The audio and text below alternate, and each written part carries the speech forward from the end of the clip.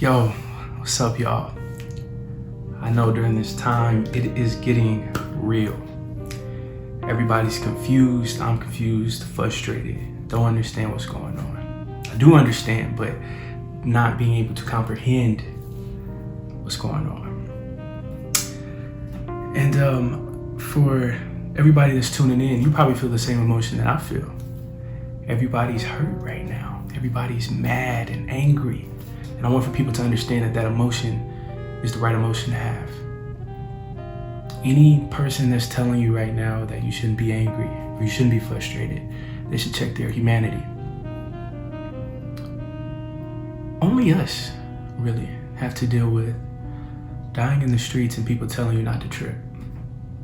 Or why are you frustrated? Why are you mad? But then those same people have guns at City Hall because they can't go get a haircut. The contradictions of America, it's always been that way. The slave master always had the Bible but told you how good God was and that you should appreciate everything. Seeing what George Floyd had to go through, Ahmaud Arbery, Breonna Taylor, Sandra Bland, Trayvon Martin, and that's what's crazy. We can keep going and going, Alton Sterling, Philando Castile, just had these names. I can go to the early 1900s. I think his name was Jesse Washington. It was, I think, around 1915, 1914.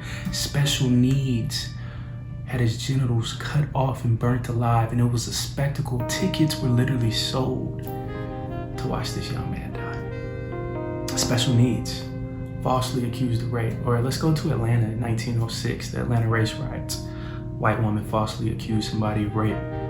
City torn down. Or let's go to Black Wall Street, same thing. Let's go to Rosewood, same thing. Massacres. But then they tell us we should be appreciative, right? But in these same history classes, we start off with slavery, and that's the best that we were. And right now, it's that same anger, that same sentiment coming from white supremacists when they kill us in the streets. And then on the news, these same people tell you, why not be like Martin Luther King, right? But not understanding that he himself was considered a troublemaker, that these peaceful protests that they speak of, he was peaceful, but were the people that he was protesting against, were they peaceful to him? No. And if he was such a great man, if he was so peaceful, and if you loved him so, why was he murdered? Because he challenged the status quo. So I'm telling everybody right now, right? So many words. For all of my journalists out there, my young black millennial journalists specifically, I challenge us, myself included, to continue to push the envelope. Tell our stories in the right way. Portray us in the right light. And don't get caught up in what are people gonna think because I'm speaking this truth, or what are my white friends gonna think because I'm speaking this truth. And I say the best way to combat those thoughts is to also challenge your white friends. Tell them the same way that you obsess and fetishize and fantasize over our black entertainers, or the same way you love Travis Scott or Chance the Rapper or LeBron or recently Michael Jordan, huh?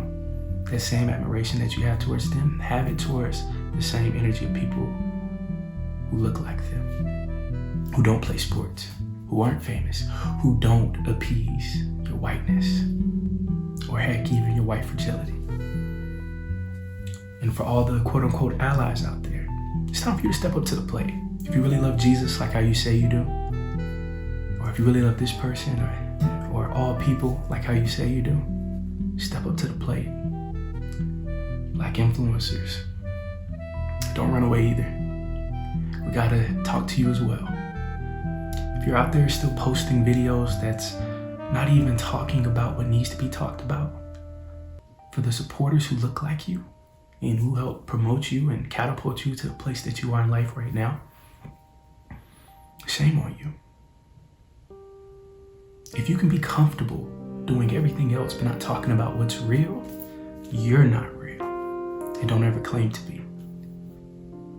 It's up to us, and that's the biggest lesson of 2020. Before 2020 started, everybody said clear vision, this is our year, and it still is. And it still is clear vision. representative of 2020 itself. Right now, we're finding out where each person stands. Whether it's in the corporate place, whether it's at lunch, at the clubs, wherever, now you know where everyone stands. And it's up to you and it's up to me to maneuver properly and to have our voices be heard. For everyone that's protesting effectively, I salute you. For everybody that's telling our stories, I salute you. Right now during this time, be unafraid, be fearless. Think of our ancestors such as Malcolm, Martin, Harriet, Sojourner, Toni Morrison, James Baldwin, Langston, Marcus Garvey, Frederick, the list goes on and on. David Walker, Mariah Stewart, if they were fearless, we gotta be fearless.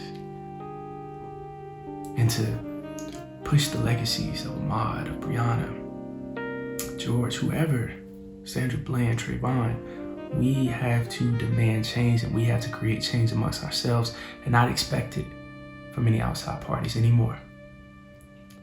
We've done that, we've tried that, and it's proven not to work.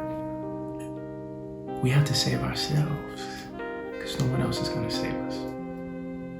No one. You know how those politicians feel. We saw it earlier this week with Joe Biden. If you don't vote for me, you ain't black. We have politicians determining our blackness. We have people telling us that we're provocateurs, that we're thugs, the president. So we have to understand that America has shown its face. And we are the true patriots, not the elites, not the politicians. We created this country. We were here before there was even an America. How about that? Let's go a step deeper. America got its religion from us.